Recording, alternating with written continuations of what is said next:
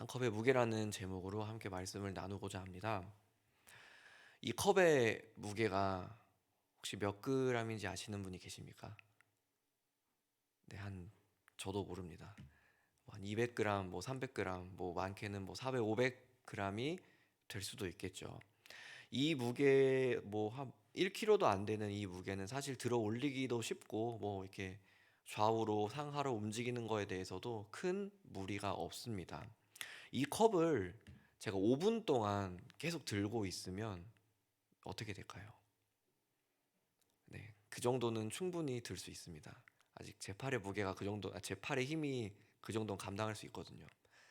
설교하는 내내 이 컵을 들고 제가 설교를 하면은 이제 설교가 끝날 때쯤 어떻게 될까요, 이제?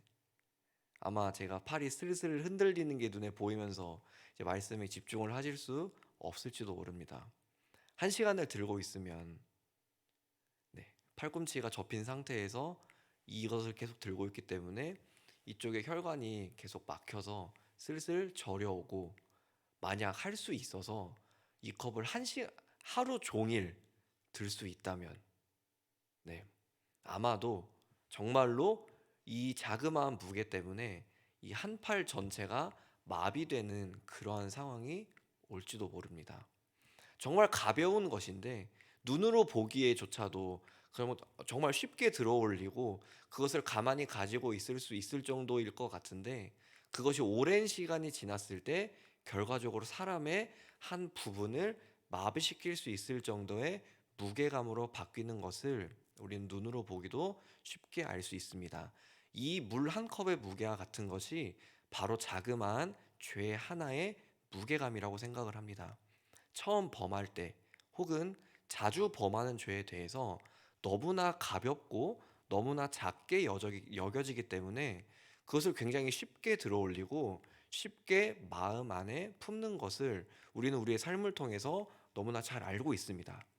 그런데 그것이 해결되지 않고 덜어내지지 않고 해소되지 않고 오랜 시간 동안 계속해서 우리 마음에, 내 손에 들고 있고 내 마음 안에 품고 있으면 그 자그마한 죄가 계속 무거워지고 무거워지다가 우리는 결국 그 죄에 대한 경각심, 그 모든 것들을 잊어버린 상태에서 그 죄가 있는지조차 깨닫지 못한 채 결국 가장 마지막에는 우리의 영생의 호흡이 끊어질 정도의 무게감으로 변한다는 것 역시도 우리가 알고 있습니다.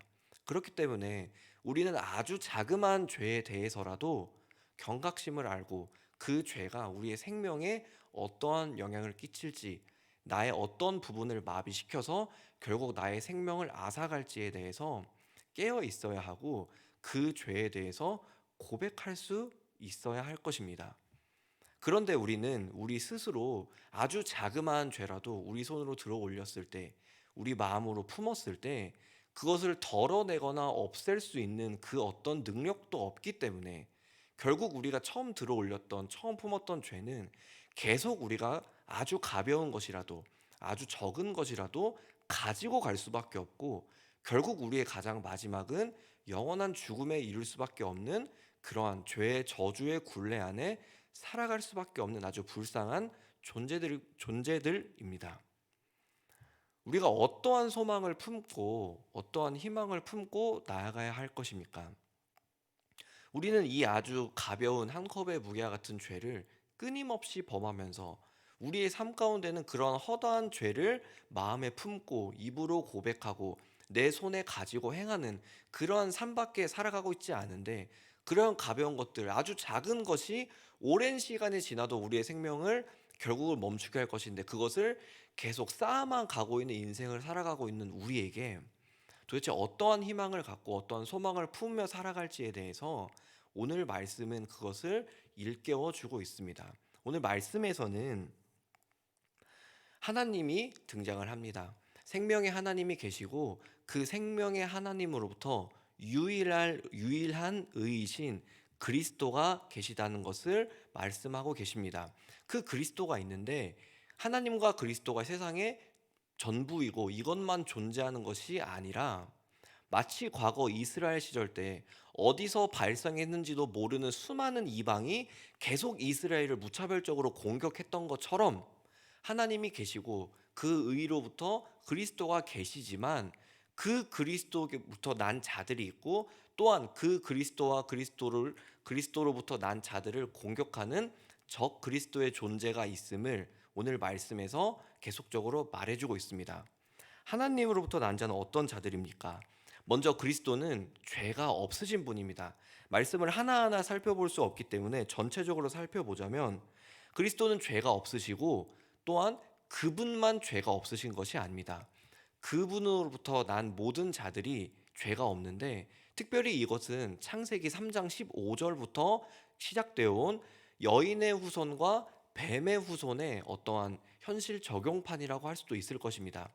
여인의 후손으로 불리는 그리스도로부터 난 자들은 그리스도와 같이 죄가 없고 죄를 범하려 하지도 않으면서 그 안에 하나님의 씨가 있기 때문에 죄를 범할 수조차 없는 아주 의로운 존재들입니다.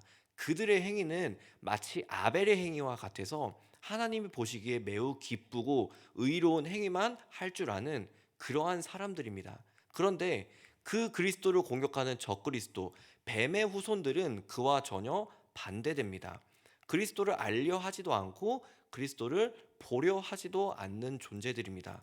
그들은 그리스도가 우리를 위하여 어떠한 일들을 행했는지 그것에 대해서 감사함과 회개함을 느끼기보다는 계속적으로 그리스도를 믿는 자들을 공격하면서 또한 그 마음 안에 품었던 죄들로 계속 죄악된 행위만 거듭할 뿐입니다.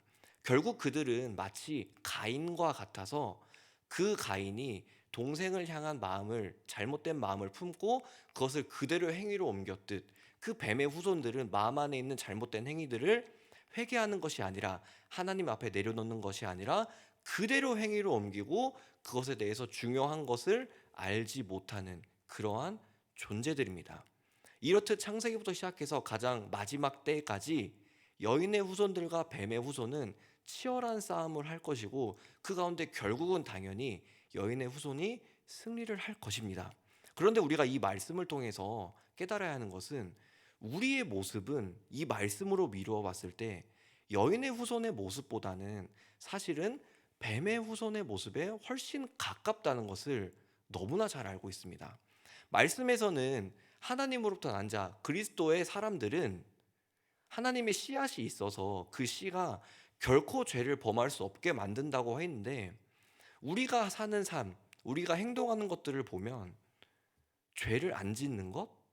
사실은 상상하기 힘듭니다. 하나님의 씨앗이 있는 사람들은 결코 죄를 범할 수 없다고 성경이 증거하고 있는데 우리의 삶에는 죄악에 거듭될 뿐이고 그 허다한 죄의 그런 무리 속에서 결과적으로 영향을 받고 그 안에서 영향을 주는 삶을 살기 때문에 오히려 계속 죄를 범하는 뱀의 후손에 더 가깝지 않나 생각을 합니다. 우리가 이렇게 매 주일 행해지는 예배뿐만 아니라 그것으로도 모자라서 이 새벽에까지 일어나서 하나님 앞에 기도하고자 나아오고 예배하고자 나와서 주님의 이름을 부르며 기도하는데 과연 우리가 이러한 예배 활동, 신앙생활이 없는 그러한 밖의 삶에서도 과연 그것과 같이 똑같이 하나님의 이름을 부르면서 이러한 죄가 없는 그러한 삶을 살고자 노력하고 있나를 살펴본다면 우리가 가지고 있는 아주 그 가벼운 죄에 대해서 굉장히 경각심을 갖고 살아갈 가 것입니다. 만약에 이것에 대해서 경각심을 가진다면 우리는 이 자리에서 아마 방금 이 말을 들었을 때에 우리가 진짜 여인의 후손이 맞는지 뱀의 후손처럼 살고 있으면서 여인의 후손인 척은 하고 있진 않은지 라는 질문을 받았을 때 각자가 느끼는 그런 과거의 삶의 잘못들 또 어제 범한 죄들 양심의 가책들 후회와 슬픔과 고통이 만약 느껴진다면 그것은 우리가 정말 믿는 사람이라는 것을 알 수 있는 그러한 지표가 될 것입니다. 그것을 느낀다면 우리는 이제는 경각심을 갖고 살아갈 수 있을 것입니다. 아주 작은 이 한 컵의 무게가 결과적으로 나중에 한 팔을 마비시킬 수 있을 정도가 우리는 너무나 삶에서 잘 알고 있기 때문에 우리가 아무렇지 않게 범하는 그 죄 하나가 결과적으로 우리의 생명을 앗아갈 것이라는 그것에 대해서 경각심을 갖고 매 순간 더욱더 하나님의 사람에 합당하게 죄에 대해서 멀어지고자 노력하면서 내 스스로 그 죄를 덜어낼 수는 없지만 그 죄를 덜어낼 수 있으신 그리스도 앞에 나아가서 나의 죄를 고백하고 회개하면서 용서를 구할 줄 아는 사람들일 수 있을 것입니다. 2022년을 마무리하는 시점에 있습니다. 과연 우리 안에 얼마나 많은 것들이 쌓여 있고 덜어내지 못하고 하나님 앞에 나아와서 고백하지 못했는가를 우리 모두가 잘 알 수 있을 것입니다. 이 정도면 괜찮겠지. 이 정도 죄 정도면 행해도 괜찮겠지. 그것이 쌓이고 쌓이고 습관처럼 되고 타협하고 절충하고 그렇게 살아왔던 한 해의 모습들을 우리가 잘 알 수 있을 것입니다. 하지만 이제는 단호하게 끊어내어서 이 연말에 또는 다가오는 2023년부터는 아주 조그마한 것에라도 우리의 생명에 어떠한 타격이 있을지에 대해서 우리가 고민하고 고백하면서 오늘 말씀으로 미루어 봐서 진짜 하나님의 사람은 죄에 대해서 명확하게 멀어질 줄 아는 의인인데 나는 그렇게 값없이 의롭다 칭함 받았음에도 과연 그러한 삶을 온전히 살아내고 있는가 계속 점검해 나갈 수 있는 그러한 오늘 하루의 삶 앞으로 남은 그러한 삶이 될 수 있기를 주님의 이름으로 소망합니다. 함께 기도하겠습니다.